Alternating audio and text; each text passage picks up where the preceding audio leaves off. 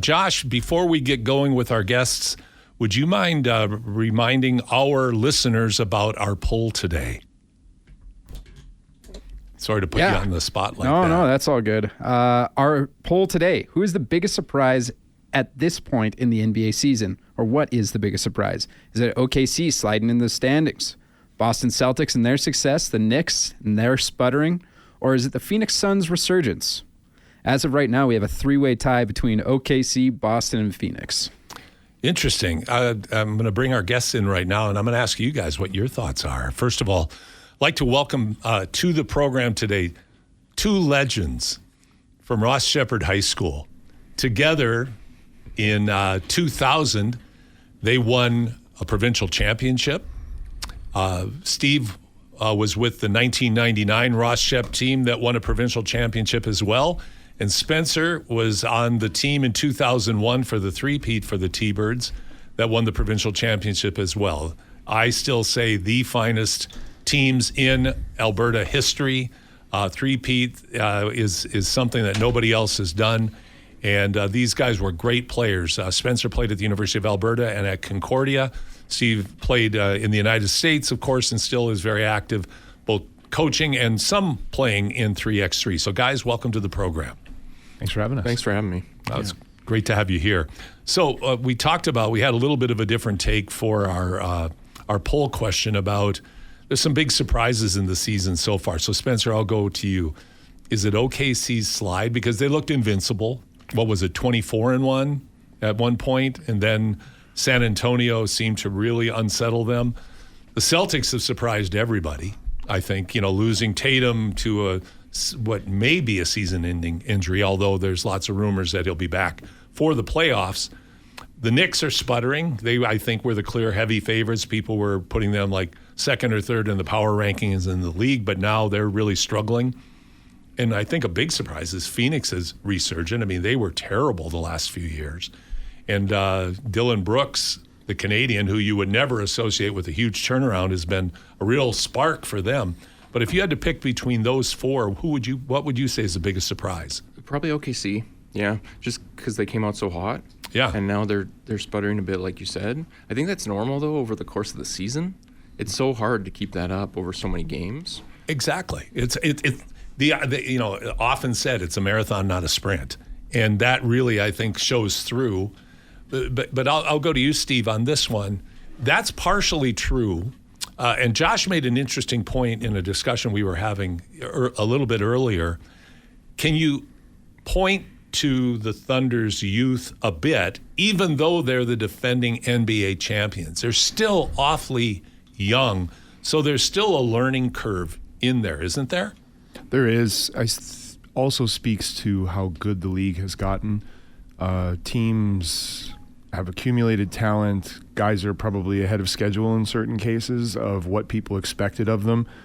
I don't think in the Spurs case they thought that their guards were going to be as good as they have been this quickly. I think what's interesting also too about OKC's sputter is that they don't shoot the ball particularly well, especially over this stretch, which is not rocket science to point out. But Caruso's not a really good shooter. Dort has shot the ball poorly this year, or at least it's gone way down from last year. And if teams are going to make any gambles on how do we beat these guys, you can see over the last however many games, I believe it's 10 or 11, the Spurs were the ones that did it the clearest, where they just said, like, go ahead and shoot. It's interesting seeing NBA teams make that choice now, where they'll leave guys in the corner and just say, if you make 7 threes today, good for you. That's an approach I saw 10, 11 years ago playing 5-on-5 in Europe, where a coach would just say flat out, like, if this guy's open, don't guard him. And just say, like, if he makes 10 threes today, that's for the coach. That's for me. And we had a guy on our team in Switzerland 10 years ago that was just abysmal behind the three-point line. And when we were good, teams just made the conscientious choice to switch to leave him and don't guard him. And it really hurt us because it throws you for a loop of having a player so wide open that they think of, I should probably shoot it, and that's exactly what the other team wants. You can see that the Spurs in particular have made that choice with Caruso, where it's shoot 10, man. You're not gonna make enough to beat us. Well, and I think too the more conscious efforts by the Spurs that they made to get the ball out of SGA's hands quicker. Like they really made an effort, and that led to open shots for Caruso and Dort.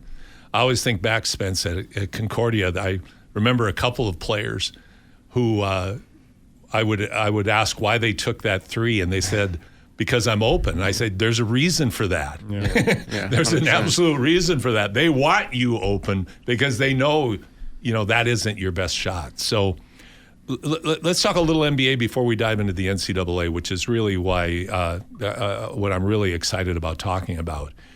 So, Steve, we've got trades. We had a trade that last year we had the blockbuster trade, the most bizarre, one of the most bizarre trades in NBA history, with sending Luka to the Lakers for not much. AD often injured again. Anthony Davis. And now you've got Trae Young, who has been a premier all-star guard, four-time all-star for the Atlanta Hawks. Yeah. It was interesting because fellow Thunderbird is the GM of the Atlanta Hawks, Ansi Salah. Yeah. And Ansi is not. He has come in with a bang, and he's been determined to remake this Hawk lineup. And it became apparent as the Hawks were winning without Trae Young that they were going to make a move. A guy like Trae Young's hard to play with, isn't it? Like he ball dominant point guard, small, takes a lot of awkward shots, good passer, but a lot of times makes passes at awkward times and is really a liability on defense. Were you surprised at the trade? I guess the gist of my question, a lot of people have said, well, they didn't get enough for him. Now, this isn't Luka bad. C.J. McCollum's a really good player. Kispert's a real good role player. But did they get enough, or is it addition by subtraction? More important to get his salary and style of play out of the organization to try to add new talent around the pretty darn good core that they have right now. It's probably a few of those things. It's well documented how much Trae Young struggles defensively in the NBA and how that's so heavily targeted by other teams. It's been pointed out that McCollum is not a huge upgrade on defense, but at least you're getting a little more steadiness, probably a pretty good veteran leadership presence in the locker room. Always seems like teams like having him as part of the rotation. There's always seems to be a place, and he's a guy that is easy to like. Where I think it gets interesting for Atlanta is Ansi has made good moves. You could tell last year when they didn't extend Trae Young that it was clear that they're probably going to move away from him.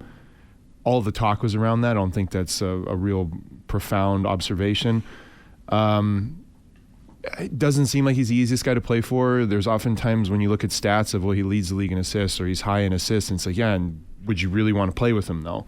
And you oftentimes defaulted to, is it like the modern day assist stuff where you see those numbers of, well, only 7 players have averaged 22 and 7, and it's all guys who play in this era because it's like basically pass 2 dribbles, then take the steps, and that counts as an assist in the NBA.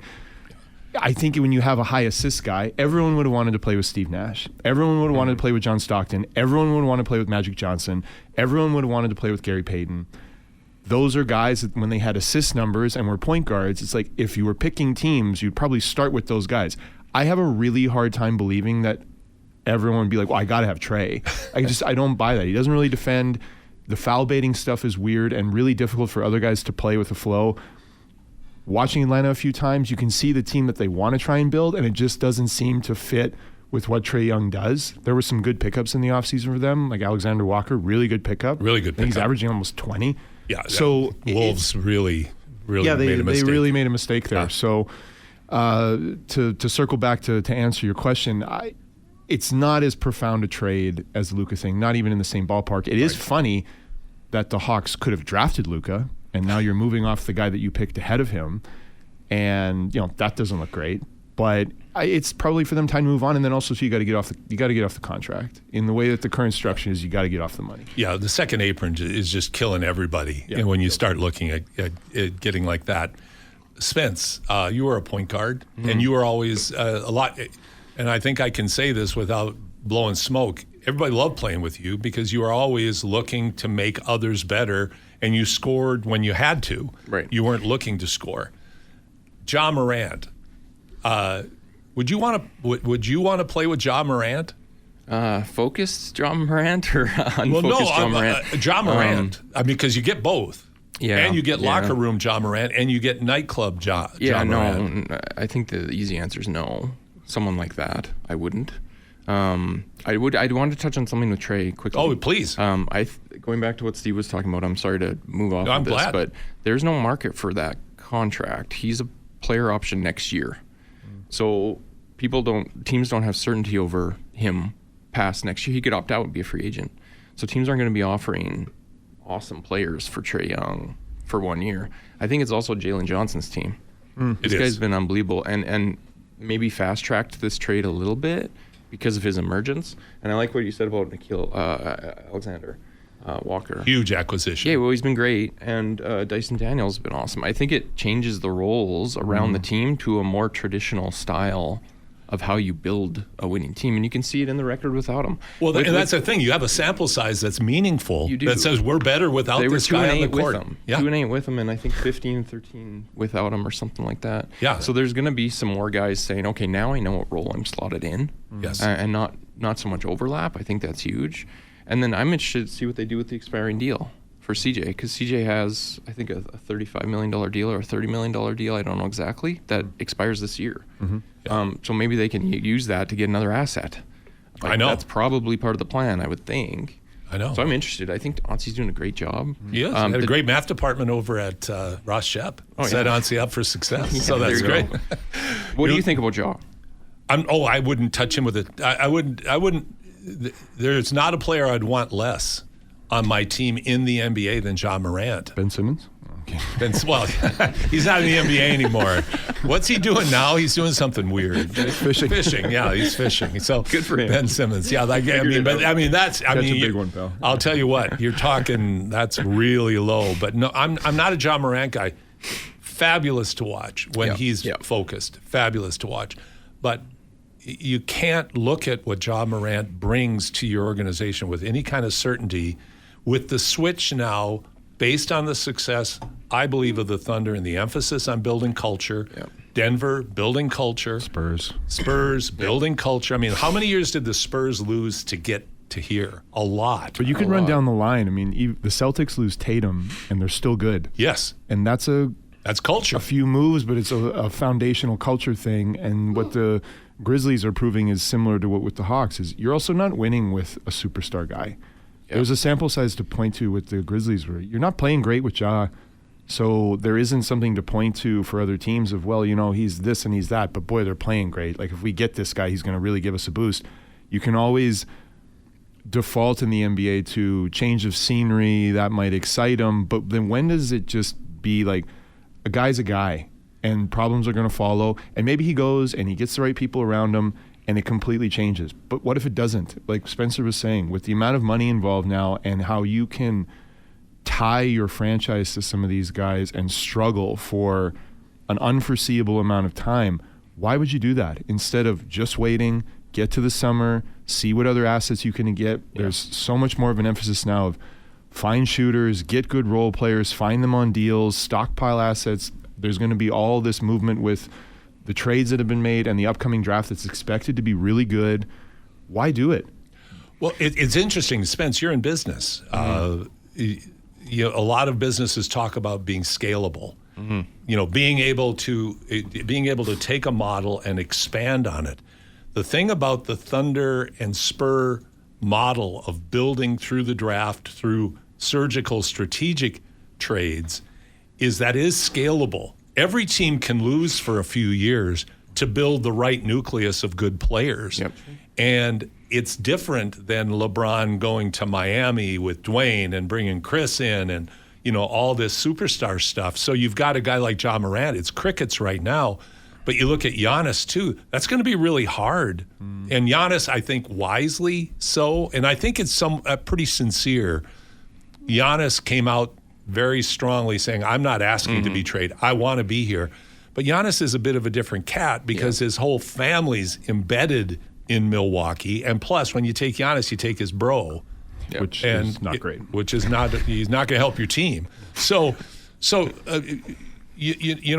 think the pathway forward for a lot of these teams is, you know what? we're going to lose until we get our guys, right? Yeah, well, I think so. And you have to remember, with Ansi, he grew up with the Spurs. He was an intern in law school with the Spurs.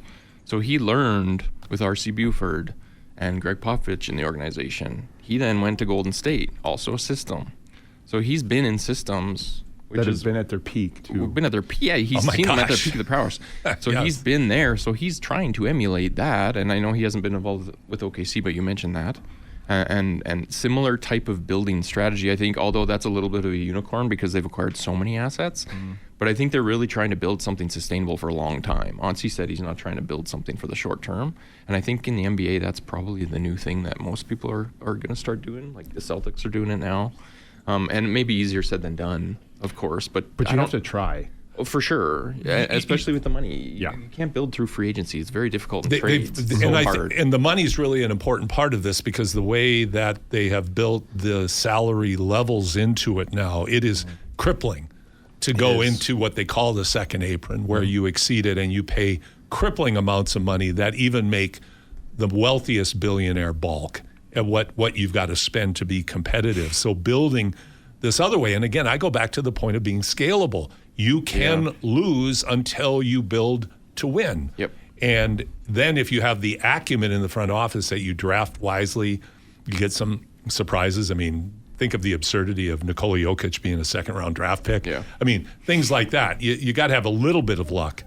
But I think the whole trade market, and don't you guys feel that there's like with the Cooper Flag, for instance, he's really good. Sure. Con Kneppel, he's really, really good. And there's a bunch of other really good rookies this year that the quality what I would say is that the players arriving now seem to be better overall players than we've seen. And now with this deep draft pool, I think teams are really seeing that, you know what, this can work for us. We really don't need to go out and sell the house in order to pick up a 25-point-a-game guy. Sure. It's also been proven to show along the line with the NBA that if you are going to lose and if you are struggling, you do have to show that you are committed to it getting better. When you think back to the 76ers when they did their trust the process garbage, it was really bad and they wanted it to stay bad. And how it was over time easy to acknowledge, you've created a losing mentality and a losing culture in a locker room. And then all of a sudden with the idea that we're going to get a great draft pick or we'll get a huge free agent coming in, it's not good in here because guys have been told over success or consecutive years, it's okay to be bad, guys. We're going to just be bad and we're going to be bad. And there wasn't any real plan towards, well, what happens when you're good and you still have that mentality of we're okay being bad. I like this part of it where you're not going to see the superstar guy in the middle of the season say, I just want to leave. And I'm not going to play, and I'm not going to do anything. And teams had no choice but to move them. James Harden. Yeah, and it nightmare. It was a tough thing to be excited about with the NBA.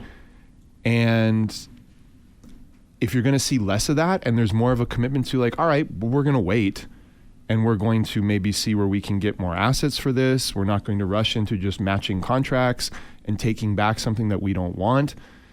If that leads to a longer plan, then that also gives a fan base the opportunity to watch and say, we'll be good in 2 years, we'll be good in 3 years, and if we aren't, it's at least going to be a team that plays hard. I like to throw one more thing at you guys in this. I like that there's this thing in the NBA right now that seems that it's kind of become way more exciting and important for teams to just play hard. You mentioned the Phoenix Suns earlier, and when you watch them play, especially versus last year when it was the opposite, they play really hard. That seems to be like the Jazz aren't very good, but they do play hard. And some of these teams that have younger coaches that have come in that have established this urgency that wasn't existing with some of the same clubs a couple of years ago where they're playing harder now, doesn't that give teams more optimism to think if we do this and then add the right way, we're going to be good? Or we'll get better anyway. I think that's a great point. And Spence, I'll jump over to you on this. It's a noticeable difference. I saw it last year in the Pacers. I mean, they weren't that good, but they played so hard. And they found a way to get not just to the NBA Finals, but to go to 7 games with a vastly inferior team, top to bottom, talent-wise, than, say, OKC. But their They just were busting their butts out there. Even this year, I've watched them a couple of times. They're dreadful. They're having a dreadful year, but they play really hard. Yeah. Phoenix plays really hard every night. Heck, I never thought I'd say I really like watching the Portland Trailblazers play, but I'll tell you what, I really like watching them play. They're good, and the kid from Israel is fantastic. Yeah, he's like what a talent. Would you agree? Well, yeah, I do. And I think maybe there's a little bit of a change into the guard in the NBA. Yes. So the younger guys are coming in and they're so talented, and you're seeing the old guys, like we're getting up there in years. We're not to Paul yet, but we will be. But all the players we grew up with are getting older, and they're going to be out of the league soon. We're starting to see this abundance of talent, and I think maybe the mindset's different. I don't know. Well, we're going a little long on this, but I want to kind of stay the pit bull on a poodle on this one. But I think pointing to Phoenix, Kevin Durant came out in an interview yesterday or the day before talking about how he was the scapegoat for Phoenix. And yeah, but you kind of earned it because you didn't play that hard. And you were hurt. You're older. Yeah, you were hurt. You got to be fair. But when you bring in a guy like Brooks, who has, in my mind, been one of the biggest surprises ever in the NBA, because when he came out of Oregon, I never expected him to be this kind of player. I've been wrong on a lot of things. Yeah. I didn't think Lou Dort was quite good enough to play in the NBA, and I thought Dylan Brooks would be pretty marginal, maybe a role player, but not that quick, not that explosive. The guy is an integral part of winning culture everywhere he goes. Yeah. And yeah, he's a little dramatic, flair for the dramatic. I like it. Hey, you want him on your team. You want him on your team. And the great thing is the other guys don't want to play against him. And he changes everybody around him. He doesn't compromise his effort. So I think that playing hard is really an important, and the new guard coming in, kids are coming in and they only know what they know.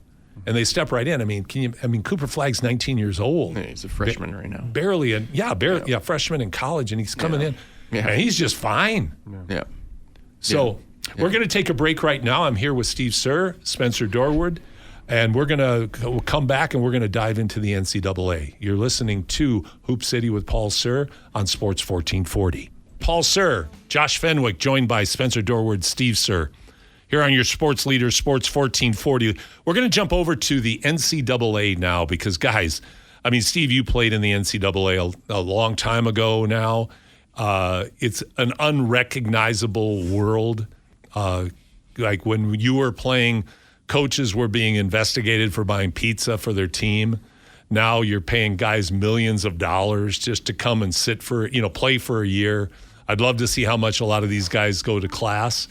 But it's a pro business. I'll talk about some comments Jay Billis made about it in a little bit. But I'm going to start with you, Spence. There's been all of this fuss over Baylor picking up a guy who was drafted by the NBA, right? Played in the summer league, had his rights. You mentioned rights traded 3 times. Has been playing over in Europe as a pro. Now he's playing for Baylor in the second semester. What's that all about? Yeah, so there's lots to unpack here. He was drafted in the 2023 draft, 31st overall. So when you're drafted in the second round, you don't get a guaranteed contract. He didn't sign a 2-way deal where he can go from the NBA to the G League back and forth, and he didn't sign a professional contract with an NBA team. So by the NCAA rules, he was never under their jurisdiction and rule book, ever, because he never played in the NCAA. So yes, he played pro. So the NCAA looks at that and they say, if you sign a 2-way contract or a pro contract in the NBA, you're done. You can't play for the NCAA, but he never did that. So what they do then is say, okay, well, what kind of pro league did he play in Europe? Was he a and there's a very specific definition, but they make their own interpretation of their own definition sometimes. So if you're an employee, a professional employee who's making a salary, you are not eligible to play in the NCAA. But if you're getting reimbursed for expenses and they put you up in a house and they pay your food, that's okay. So he falls under that with his pro experience in Europe. So all they did is pay his rent and his food, apparently? Yes. Yes. He was never deemed to be a professional on a professional contract, even in Europe. And you're seeing an influx of Europeans coming in to the NCAA who are under the same type of thing. His difference was that he was drafted in the NBA, which sent everyone going bonkers. This guy has a rookie card. He's guarding Wemby in Summer League. But under their rules, which no one really can understand them, he's allowed to play. Isn't this indicative, Steve, of what has gone from one extreme to the other in the NCAA, where the rules before were so draconian for so long, like just iron-fisted governance and specific, even though, like Spence also said, the rules were open to interpretation in certain situations, to a point now where it's kind of they throwing the saloon doors open and you're just looking out over the Wild West prairie and saying, man, well, this can work too. You can get drafted in the NBA, play professionally overseas, and still play college basketball. And it goes far deeper than that. It does. We said it when this happened. Once you go, you can't come back. You're not going to be able to all of a sudden blow the doors off and say, we're going to pay players, and not just pay players, we're going to pay them big money in certain cases. It's been, Patino voiced this, I think, a week or two ago. College basketball teams and and universities have bigger budgets than some EuroLeague teams. Why, if you were over playing in Europe, would you not want to come play college basketball, especially if there is open doors and interpretation for some of the rules that they have? Why wouldn't you? Like, I think we were talking about this the other night. If I'm a young player in, I don't know, third division in Germany, and I'm busting my butt and going to two-a-day practices, and I'm making 1,500 euros a month, because those guys exist, and they're top prospects, but they've been earmarked for, you'll be playing first division in Germany in 5 years. Mm-hmm. And then you'll be on one of the big clubs, and then you'll kind of get your money back for how hard you've been working, but you'll get national team, and you'll play U23, and you'll do all this stuff, but you're not making money. If I'm 20 years old and I'm saying, man, Creighton's offering me what? I'm out of here. And why wouldn't you? And from that end of it, you can never fault the player, but what the NCAA has done is they blew the doors off of this. They didn't just open it up, they blew it off. And there's no going back on this now. So now you're going to have to figure out the right way to manage it. It's really hard to compare it to the era that I played in because, like as you mentioned, two different worlds. If you gave money to a player on your team for gas because he, I don't know, drove to practice and couldn't get back home, you were possibly subject to not just a fine, but a suspension, some kind of thing where you were going to not be able to coach, not be able to work, all off of just helping one of your players out. So it's weird to compare at this point because it went from being so unhelpful where you couldn't do anything for your guys. And if you did, you had to do it with the tightest seal on what was going on, to all the way of like, I don't need to do anything for them because in certain cases, these guys are making more money than I am. Yeah. It's bizarre. Charlie Baker-Paul came out. He's the president of the NCAA, and around this James Najee time, I think it was December 30th. Yeah. And he tweeted over the holidays about this, and he said, "Listen, like, we try to enforce stuff, we just get taken to court, and we lose. However, right now, and there was also a big debate about Trenton Flowers, who plays for the Bulls, who's played 6 to 8 games, apparently being interested." In playing in NCAA. So that's why he came out with the statement saying, if you sign the two-way or you've played in the NBA, no, you're not playing. However, they've said stuff in the past that's got overturned. So the door's open and cracked. That's what people are worried about. I'm not saying it's good or bad. No, but there's good and bad, I think. One of the absurd. But that's the reality. That is the reality, and the fact that they're talking about going to court now that you've opened the floodgates, going to court. Like jokingly, people say, "Well, LeBron's still got eligibility; he can go play at Ohio State, if he wants." Hey, you know what? He's got money to pay for lawyers.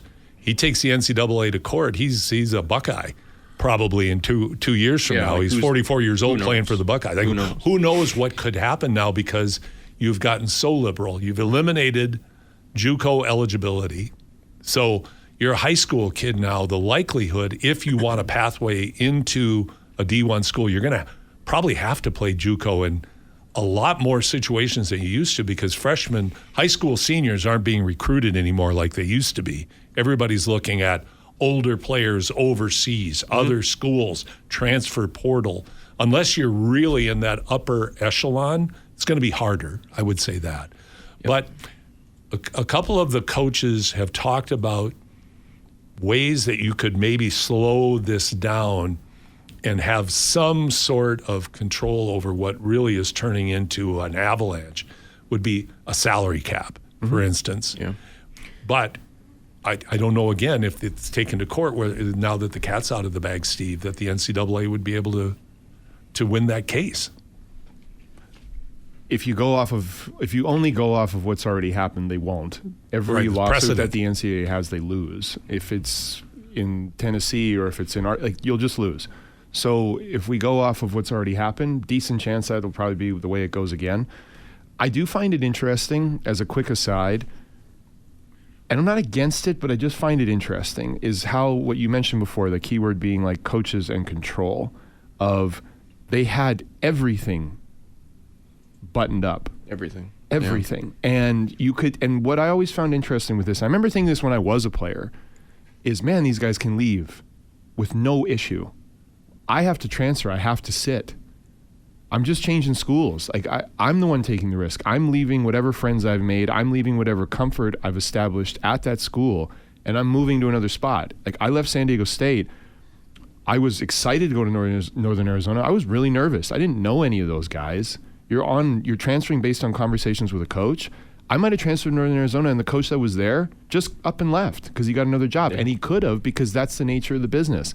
So when I think about what you said of coaches in control and they're trying to figure out how they can do this, I get it. You run these programs. You have to be able to, like we were talking before, even with the NBA, I want to be good now, but I want to be good next year. I want to be good the year after. How do I do that if I'm recruiting entirely new rosters every single year and I have no control over that?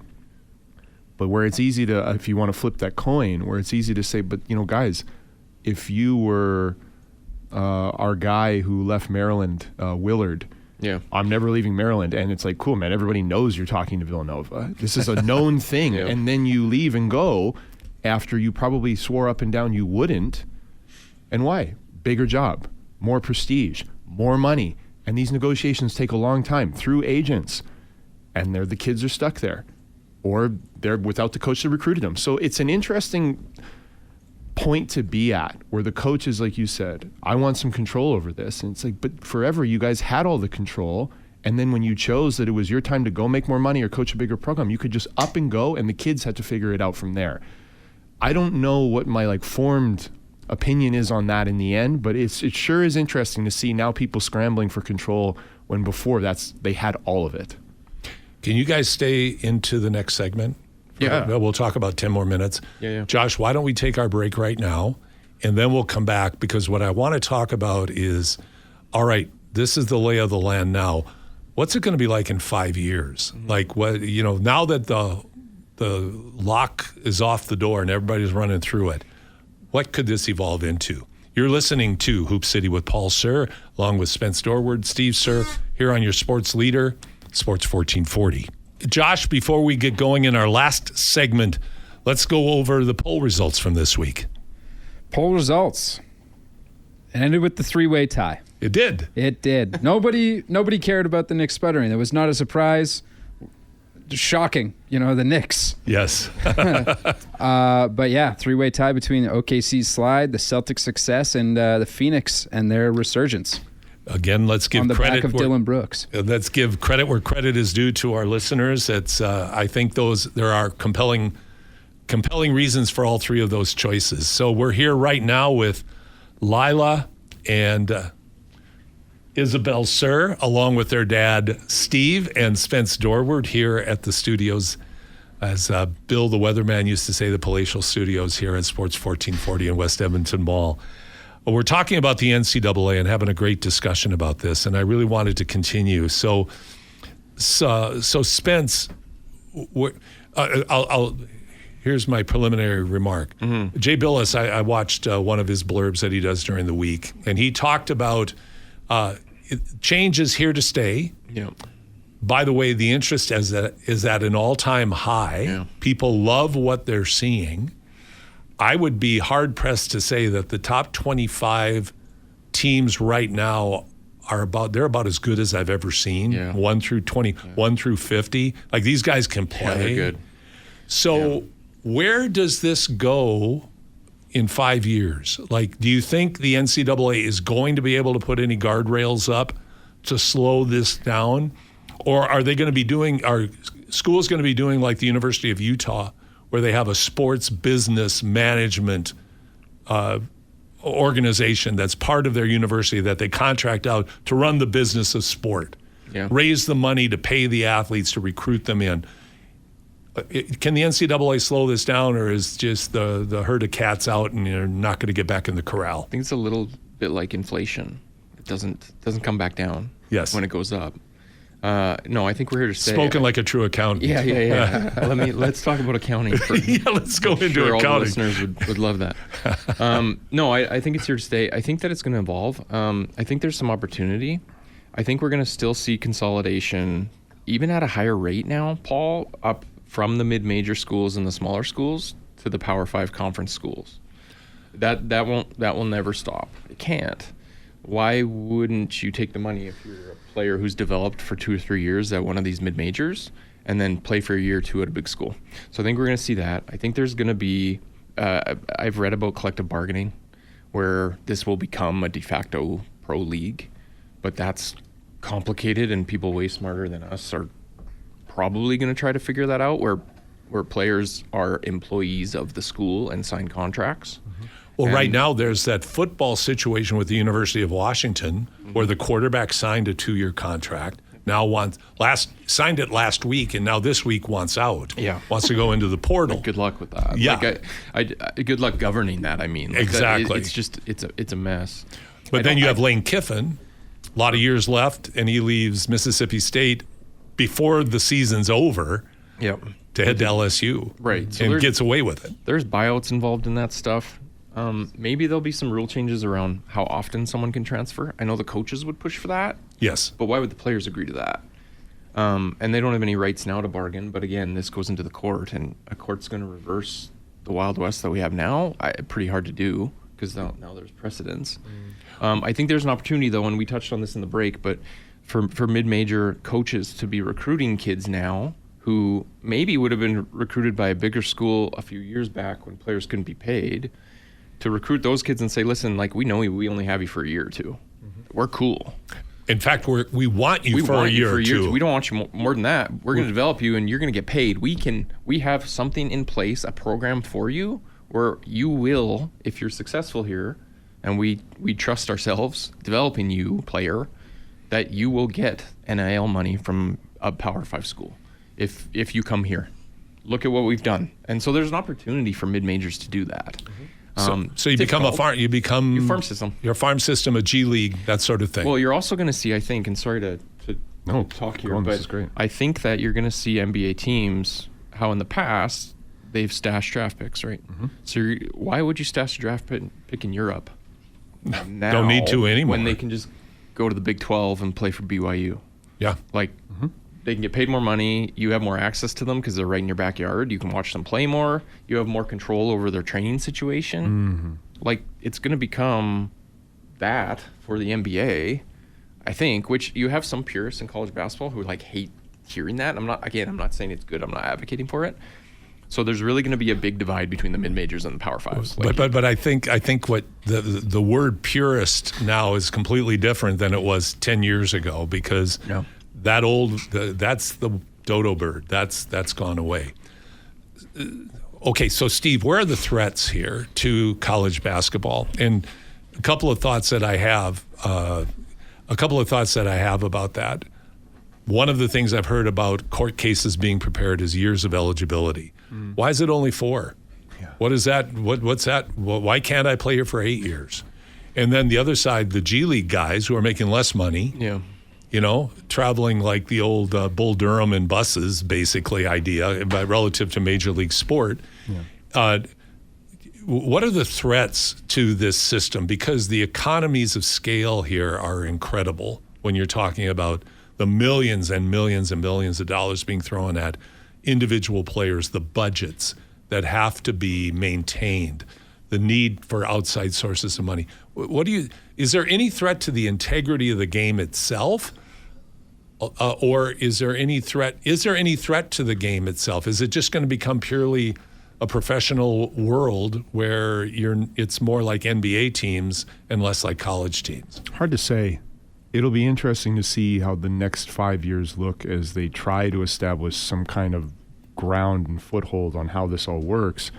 I was watching TCU play Kansas the other night, and TCU was up 9, I think, with 1:15 to go, and Kansas ends up tying it and winning in overtime. It was an awesome end of the game. This still exists where basketball can be incredibly fun to watch at that level. Last year's Final Four was one of the best Final Fours to watch in recent memory. And everybody knows that the salary and pay scale for all 4 of those teams is higher than a lot of clubs in Europe. So there is that part of it where Spencer mentioned basketball purists. Well, what's the basketball purist part? Do you really, really enjoy watching really good basketball? Or do you just want it to be a way that it was? We know that it's never going to be that way anymore. So do we have to also shift our viewpoint on how this all works? And can you still enjoy the game? And it will hang over it like crazy as it continues to get figured out of what kind of control are the coaches able to take back? How are players going to continue to maneuver all of this where they just either bounce around and chase paychecks, or do they stay and try and win something? Do they want to have a name in a record book? I'm going to inject something here, though, too, because you're 100% right. What about the trickle-down effect of this, though, on high school, club, AAU, and how young kids now start seeing themselves at earlier and earlier ages? Because I always remember, Steve, when we moved to Minneapolis and you met the kid, Cameron Taylor, I think was his name. Cameron Taylor. Top-ranked 5th grader in the country. Top-ranked 5th grader in the country. Back in, 1990, 2000, in the year 2000. Like, how is this going to affect how kids see themselves? Like, and what they're aspiring to as both players and as, advocates for themselves to make as much money as possible. I'd throw something on top of that. How are adults going to behave when they see what kids are able to access at earlier ages now? And that's what's more concerning. 100%. You're going to get people now that know that I can get my kid or I can get my guy on a roster. It doesn't even have to be a superstar. It can just be a solid role player at University of Wisconsin. And he can get paid, which means I can get paid. Oh, yeah. And there's going to be, like we know in basketball, like we know in sport, like we know in everything, there are so many hangers-on and so many losers that are going to try and get their hooks into people and take whatever they can grab and prey on naivety where it's, I helped you do this and I helped you do that. You wouldn't be where you are with me. And when I say this, having been in that world, it does exist. There's guys who are not averaging 20 who are guaranteed to go to the league that are just playing pretty good and destined to maybe play after college, and people are still trying to get their hooks in them. That existed 20 years ago. So now when you're talking about the amount of money that's going to go into kids just reaching the level and how that will affect behavior and messaging and where you place your importance, it does concern me now. Are you playing to be the best player you can be? Are you learning to deal with adversity? Are you learning to work on the little things so that I can reach a level and it's a huge dream accomplished? Or is it just, I want to get paid? That's going to present a lot of issues, I think, for young people, because it removes the soul of what has been special about collegiate sports, is because you go there and you have to learn about growing up, maturing, getting tougher, learning to deal with the fact that there's a player above me that's just better than me because they're older than me, and that's the way it is. Yeah. It's going to be harder, I think, to instill those messages and prepare kids. I'm hopeful that it doesn't turn into just all-out ugliness. But there is a path where you look at this where he's like, man, are 13-year-olds getting crazy messaging about money at a time in their life when they just should be playing and learning and having fun? I don't know. That's great point. They're allowed to make money now. Like, they're getting NIL deals now. Yeah. Yes. Which is wild. Yes. But a business can come and say, hey, I'll pay you X for this appearance or whatever. Or to Reebok, hold, or Adidas. There's always talk about the they campfire. funnel you towards a school. Yeah. And I hear this. I've heard this a bunch in the States. Is you get kids, and it's it's whisper stuff and hush hush things where it's so and so has a commitment to a school, hasn't signed anything, but they're paying him $10,000 a month to keep the commitment, and he's a sophomore. So this is happening in a way already. And there's the ugly underbelly. There's the ugly underbelly. On the surface, if you're just looking at pure business, name, image, and likeness, the people should be able to profit from their hard work and be put in situations to succeed. It's always that underbelly.